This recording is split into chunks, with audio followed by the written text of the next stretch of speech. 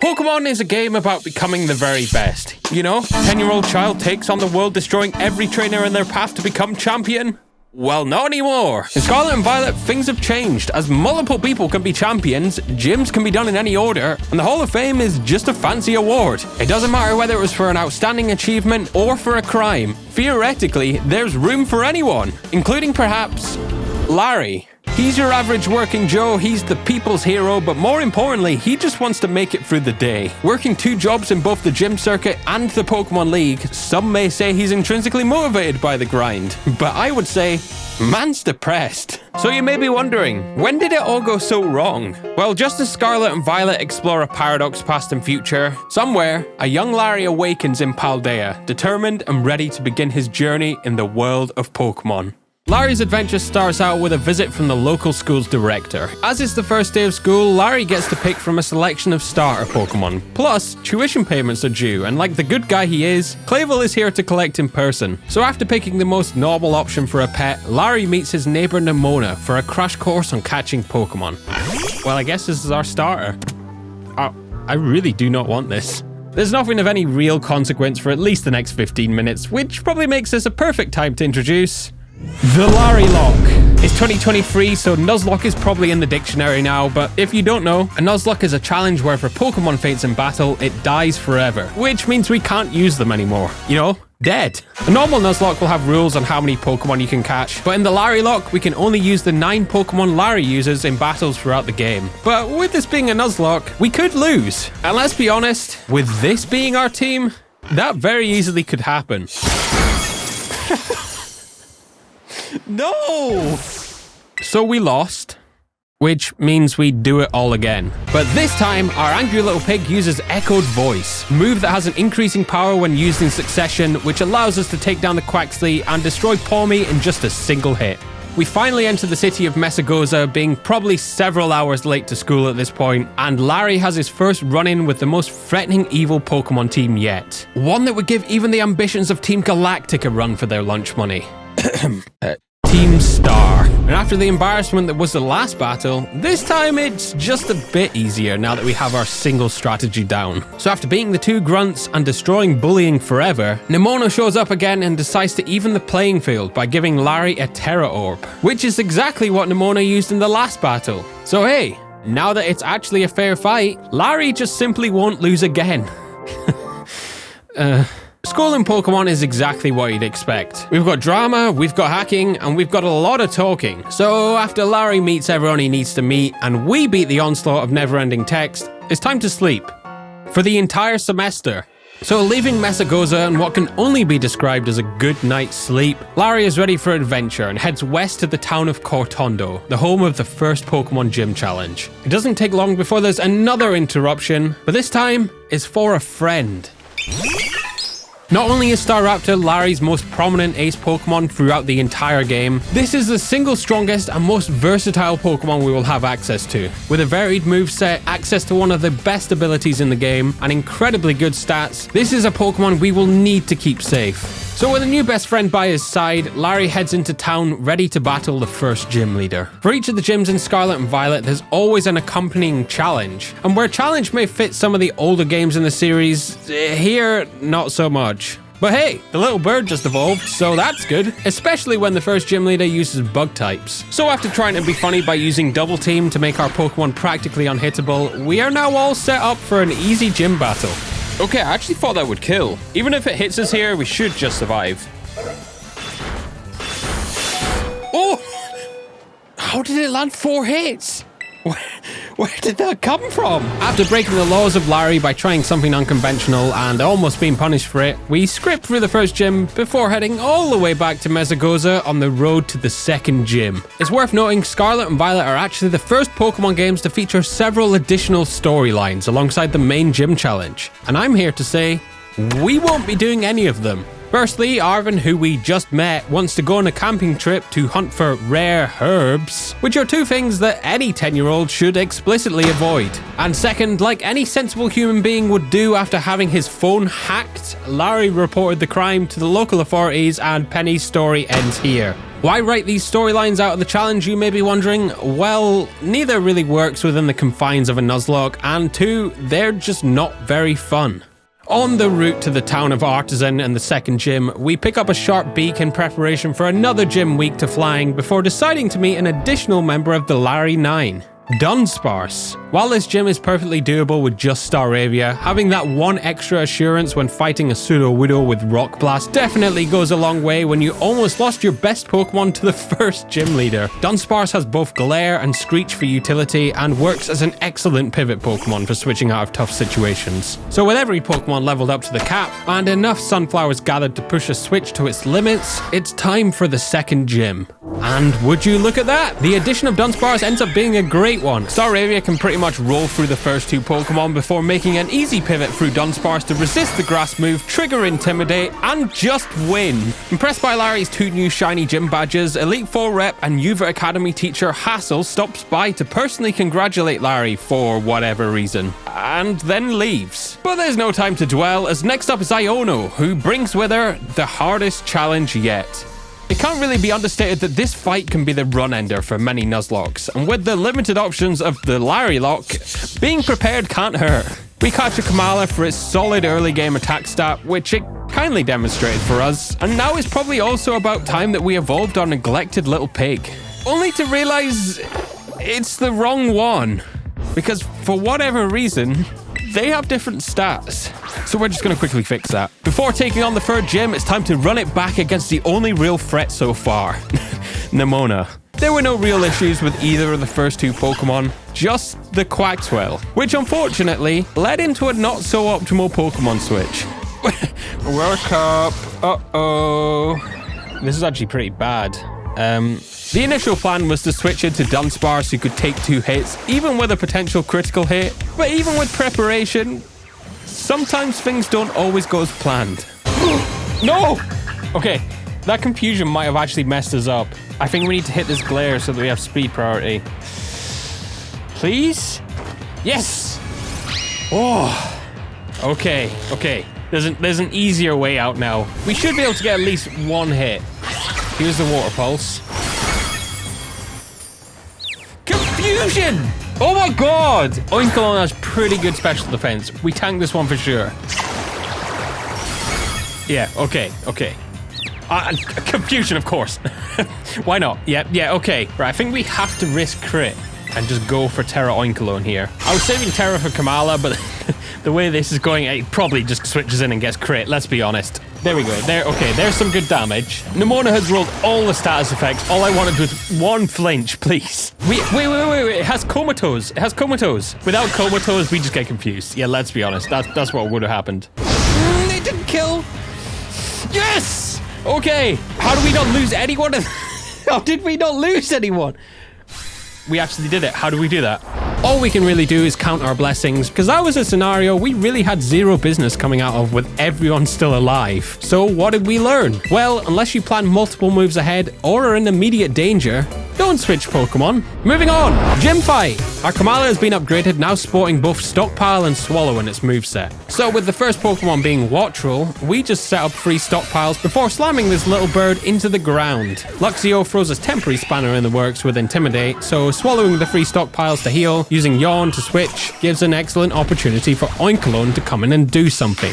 Upon receiving the 3rd gym badge, Larry runs into a mysterious figure who claims he has a rare talent and that they've been watching his progress. Just before Larry can pull out his phone to call in yet another crime, Geeta reveals her identity and the title of top champion of the Pokemon League. She's very optimistic about Larry's progress in the gym challenge, and with an air of mystery, she wishes them luck and leaves. 3 gym badges in hand, it's now a long journey to the 4th, situated way back around the other side of Paldea. But this will give us plenty time to pick up a 5th team member in advance. Oricorio is the only electric type Pokemon Larry has access to, and it would be the optimal option against a bunch of helpless water Pokemon. Say, in a potential water type gym. So after catching the fire version, leveling it up and giving it some nectar to change its type to electric, Oricorio is ready. only to realize they don't learn their single and only electric type move, Revelation Dance, until level 40, which causes a slight problem when that's all we caught them for. Fortunately, there's an alternative, as Tropius can be found on the raised land outside of Cascarafa, which is coincidentally where we're heading anyway. So with some fancy footwork, Larry secures another Pokemon, bringing the team count to 6. Just in time for the 4th gym. But no! As suddenly, there's now a side quest as, oh no, it looks like the gym leader went out and forgot his wallet. Oh, and by the way, this is the gym test. And strangely, it's probably the best one. So after returning Kofu's wallet to him in the nearby town of Porto Marinada, he decides he wants to extend the gym test further by having Larry participate in an auction for rare Hoenn seaweed. Okay. It's nice that the Hoenn region gets to continue its legacy in Generation 9, as now we head back with the seaweed to Cascarafa, or more commonly known, the City of Water. Remember when that was funny? Gym 4! Where surprisingly it turns out that ice types that turn into water type without an ice type move die to grass. The other 2 Pokemon were a bit of a grind as Kofu did land 2 critical hits, but we got there in the end. Unsurprisingly, upon receiving his 4th gym badge, Larry gets another visit from Nemona, who in standard Pokemon rival fashion bursts in with a ton of energy, very much ready to battle, then decides not to. Which we very much thank her for, because we are not ready. Having potentially been spared death at the hands of Nemona yet again, Larry marches onwards in angst as we head into the town of potentially the greatest gym challenge yet. Jerry. This seemingly familiar trainer uses normal type Pokemon that just so happen to match several that Larry uses on his team for some reason. After evolving both to Dunsparce and Staraptor during our travels, there became a real potential here. Larry versus Jerry. 2 identical matching teams all the way down to their moves and abilities in a fight to the death. So how do we win? Well, one of our options is held items, where our best bet would be a complete focus on pure damage output. But that's not all. There's also the move Facade. Unfortunately, to match Jerry's Staraptor, we need to bend the rules ever so slightly, as this TM is technically unobtainable until after the fight. Which brings us to the final piece of the puzzle. Staraptor needs to be poisoned. You see, when a Pokemon has a status condition of any kind, Facade doubles in power from 70 to 140, which is an insanely strong attack. Then you have to consider the additional power boosts Staraptor might have. Stab, Terastallization, Normal Gem? Is it excessive? Maybe. But is it funny? Of course. Only to realize the gym just heals you and removes the poison as soon as the battle starts. But do you really think we wouldn't have a plan B? Leading the battle with Dunsparce into Jerry's Kamala seemed like the optimal play here. Due to the excessive amount of protein, this chunky land... You know what? I don't actually know what this Pokemon is. Anyway, Kamala dies to a single Hyper Drill because the Dunsparce is strong. In comes the Mirror Dunsparce, and this is where Larry can make a huge play. As the Dunsparce has the likely option of using Glare or Hyper Drill, a switch into Kamala's Comatose can completely nullify the paralysis and allow for a free yawn next turn, which now makes switching back have no risk of Glare, or in actual fact, no risk of the Dunsparce at all. Which leaves just Jerry's ace, Staraptor. As you may have guessed, this is the point where Larry would have used his ultimate weapon to one-hit KO, but now we just have this lame switch to close out the battle normally. Which is boring. Speaking of boring, turns out Geeta was on the sidelines yet again, silently watching another of Larry's gym battles. Which brings me to the question, when a champion isn't battling the one trainer every few years who actually makes it through the entire gym challenge, what do they actually do? You know what, I actually kind of answered that question myself. They watch 10-year-old kids monitor potential challengers, which just happen to be 10-year-old kids, because we've all played Pokemon and all know that's the age of a champion. Anyway, extreme tangent over, and Jerry just retired as a gym leader. Nemona arrives on cue and attempts to introduce Larry to Geeta as if he wouldn't have done his due diligence to know exactly who'd been following him for 2 weeks. Geeta then reveals her true intentions of scouting new talent before pitting her 2 strongest talents against each other in a battle and... Oh, wait, if it starts the battle just now, we're still with 3 Pokemon. Why did I think that... Oh my god. Yep, the amount of prep we put into the battle against Jerry might have created a slight oversight when, you know, we completely forgot about the mandatory harder battle straight after. Okay, we still have a stupidly strong team here. All of them have some EVs. The Dunsparce has maxed out attack and speed. Yeah, I don't think any of Nemona's Pokemon can actually really beat us. Yeah, we're fine. I didn't expect that much damage. Okay.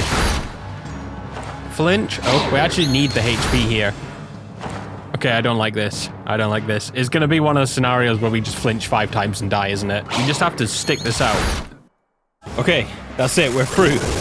Okay, home stretch now. It was getting pretty scary, and there was definitely a world where the Dunsparce flinched 5 times, but thankfully, this was not the one.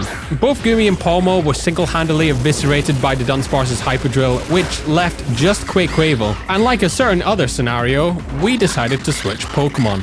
We should definitely switch to Staraptor for the Intimidate here, but the speed boost every turn is going to get kind of annoying. In one turn, it's already faster than our entire team, so...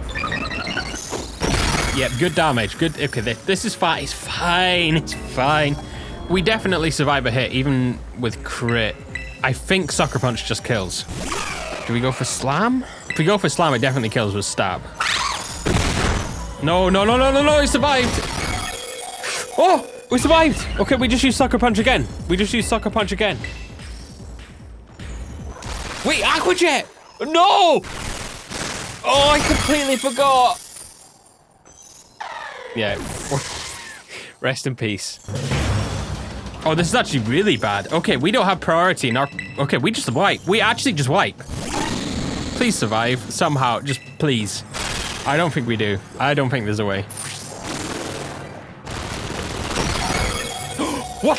1 HP! I think we've done it. I think we've done it! So against all odds, and in a scenario that honestly should have been the end, somehow the Dunsparce rolled the miracle 1 HP to win the battle.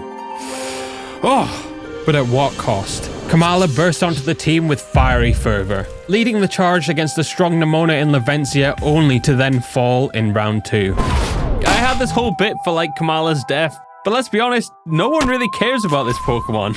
So, Flamigo! Yes, this stupid Flamingo Pokemon is legitimately one of the best in the game. It has stats, it has moves, it's accessible, but most importantly, it kind of just looks funny. And this Flamigo will be the first and only Pokemon to be nicknamed.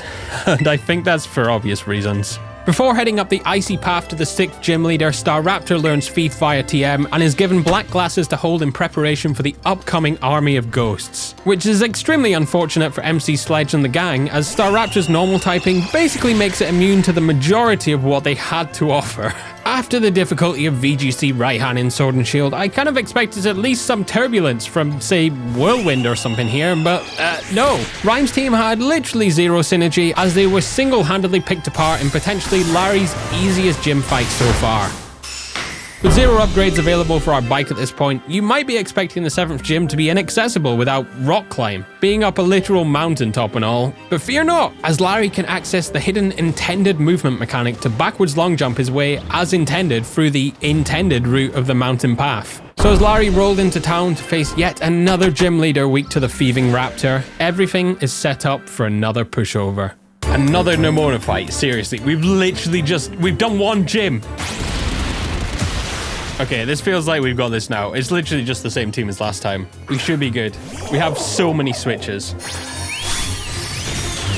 How did that go so bad last time? Although Kamala was taken from us too early, blah blah, yeah, we're all over it now. With the wide variety of moves forming, you can really feel all the pieces coming together. So assuming we don't just let a Pokemon die to a stupid death, this is looking like a pretty solid team, especially with the final 2 Pokemon we could potentially add soon. Before taking on the gym, we grab Iron Head, an additional move that's required by Larry's Elite Four team that just so happens to be effective against Gardevoir, the single and only threat of the 7th gym. Just 1 gym remains now, and it's about time to start preparing for the end game. Frankly, I didn't expect for this many Pokemon to still be alive at this point, so the fact that Larry still has options for his team composition is pretty promising. We've come this far, so it'd be a real shame to let it all crash and burn in the Ice-type gym, which could potentially pose a threat to, say, a team of Flying-type Pokemon.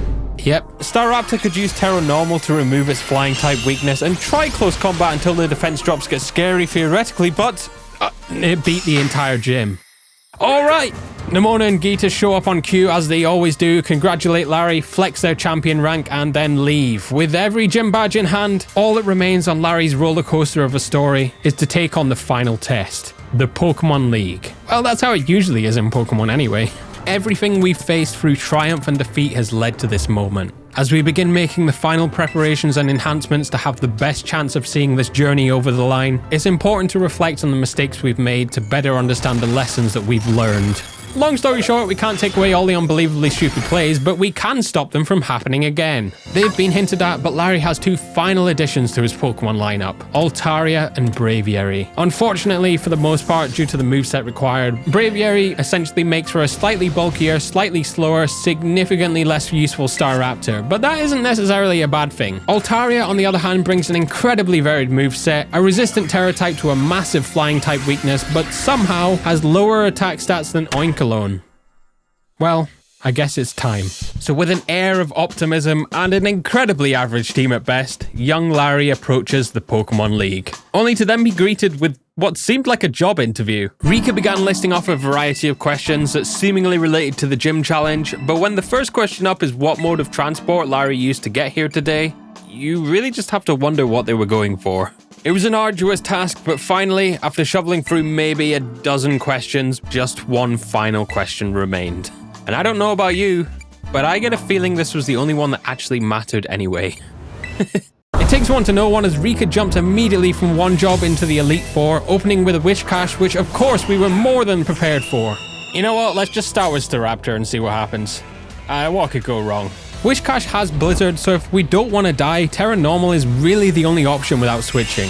But it misses anyway, so that's a shame. Donphan arrives on the scene with a scary Stone Edge, which threatens basically Larry's entire team, but little does Rika know, our plan is in full motion. Yeah, okay, this definitely works. If we go to Staraptor, next turn it's going to try go for Earthquake, right? Yep, there we go. Okay, now we just go for Ice Beam. Okay, it's so free. With only 2 Pokemon left, out comes potentially the biggest challenge this fight, a surprisingly fast Dugtrio with Rock Slide. But it's not like good strategy matters in a Pokemon game, because Rock Slide just misses anyway, which leaves just Clodsire in an incredibly tough position. And it's getting increasingly worse because that's another Earthquake miss. Next up to the table was a literal 3-year-old and her team of very strong steel types that, oh no, have to face our bird with fists. Copperaja is melted on impact, which prompts her to send out Magnezone with Sturdy. Careful not to outstay our welcome, a switch into the Dunsparce's Drill Run is more than enough to get the job done. Corviknight is no trouble for Oricorio, who resists its entire moveset. Bronzong dies to Staraptor's Thief, which leaves just Tinkaton. Understanding the severity of taking a hit from this stupid little Pokemon's giant hammer, we switch into Flamigo, and guess what? Turns out fighting doesn't resist steel. Oh my god! What? Let's just be thankful we made it out alive. Well, here he is. The man himself. It all leads down to this, huh? Jerry steps forward with his Tropius, only to be told to take 2 steps back by Brave Bird. In comes Altaria, intending to use Ice Beam, but come on, surely you of all people have seen this one before. Jerry at this point is just lost and sends out his best Pokemon, only to get switched on by none other than the Altaria that just let him down. Next turn, his Staraptor hits a hefty Brave Bird, but it's not quite the damage of, say, a super effective Ice Beam. Oricorio arrives on the scene with a cold trick up its sleeve, but I think you're forgetting we built this team. So as we cycle through the Pokemon to show Jerry everything he's lost along the way, he just can't help but bring the walls down himself. And that's it. That was actually pretty clean. That's probably the best we've played. That's probably the best we've played in any of these so far. And as you might have guessed, Jerry just resigned, which leaves just one member left. Hassel's dragons are a formidable opponent, but not to worry because Larry has dragons too. Noivern can outspeed everything we've got, so a Glare brings it more in line before a Stone Edge takes it down. Dragalge is up next, and with Dunsparce fit and healthy, we contemplated trying something stupid. We could go for Glare, or we could try to get some damage here. Glare's the smart option, but you know, we could land Dragon Rush. 75 accuracy is, yeah, right, okay, that makes sense, whatever. It's not like it really matters anyway, because we always have Flamigo ready to take center stage whenever it deems necessary. Haxorus throws our physically weak team into a bit of turmoil with Dunsparce out of commission, so it really just takes a fair bit of switching and a lot of HP burnt before we get there in the end. Upon Flapple's entry to the field, the consequence of allocating most of our resources to Haxorus begins to dawn on me. We've got just 2 healthy Pokemon left, but neither really have the damage output to deal with the looming Baxcalibur. Thankfully, Flapple is the smallest bit of breathing room, as we know Oricorio can take whatever it throws on the switch. But the unfortunate reality is this switch would be a one-way trip. This is pretty bad. The only way we're going to get into... Because Altaria dies to an ice move. I think we might have to sack. Yeah, because even if we bring out Altaria, it's slower. We have to actually go for Icy Wind. Can Icy Wind miss? What's Icy Wind's accuracy? Yeah, okay. Icy Wind can miss. If this misses, we lose a bunch of Pokemon. Yeah, okay. Oricorio, you've taken us pretty far. You've served your team well. Thank you for your service. Oricorio understood what had to be done. His journey would end so the team could live on. It had the tools to take the ship down, but this voyage wouldn't have a rescue party. An Icy Wind would slow down Baxcalibur enough for Altaria to take the baton over the line, as sadly, this was the only option. Maybe we could have tried something else. Maybe. It's fine. Thank you for your... Yeah, thanks for your service or whatever. Okay. One more left. This was it. This was what Larry had dreamed of ever since he was a child many years ago. Because now he was 10. He was a man. He had just one job left, and it would be the hardest so far. The champions are the greatest trainers on the whole land, but the top champion? Well, surely they would be even stronger. But Larry knew he could do this. He'd beaten the Elite Four, only losing a single Pokemon, and is damn well sure he'd be willing to risk as many more as it takes to see his dream through. This was his story, and all he had to do was take the final step.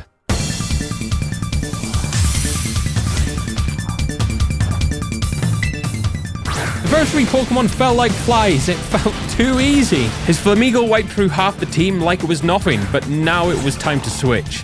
Veluza could potentially fall to a single throat chop, but the risk just wasn't worth it. If it didn't kill, he'd be open to Psycho Cut, which would more than surely take out his prized possession and most valuable piece. So he had to switch into Flamigo just in case it was needed again. But an unfortunate critical hit meant it wouldn't be able to stick around. So we had to switch again. Staraptor is faster, so it was fine to clean up on the second turn, but another critical hit puts it low, but thankfully down goes Veluza. Despite this, there were still a few tricks up Larry's sleeve for this fight, and his Staraptor held a Chople Berry for this very moment. This was the way he would prove he was a champion, and this was merely his playground. With Staraptor being in Terra Normal, this would surely force Avalugg into a body press, and that berry would mean it would be easily resisted.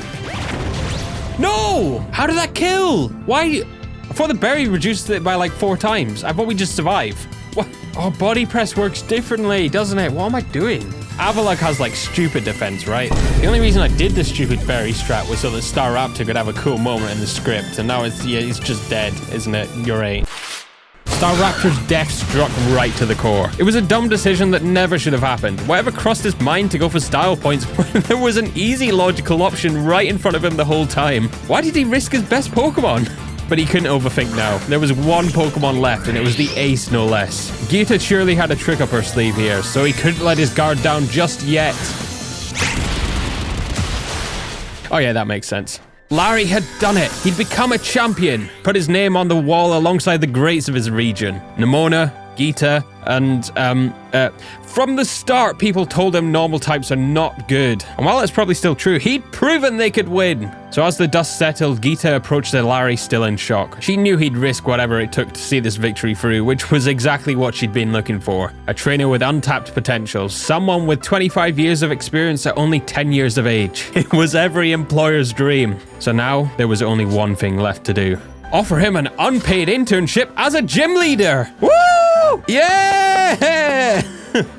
Wait. Thank you to everyone that watched all the way to the end. I spent a super long time on this one, so please subscribe and let me know in the comments what challenge I could try next. Goodbye.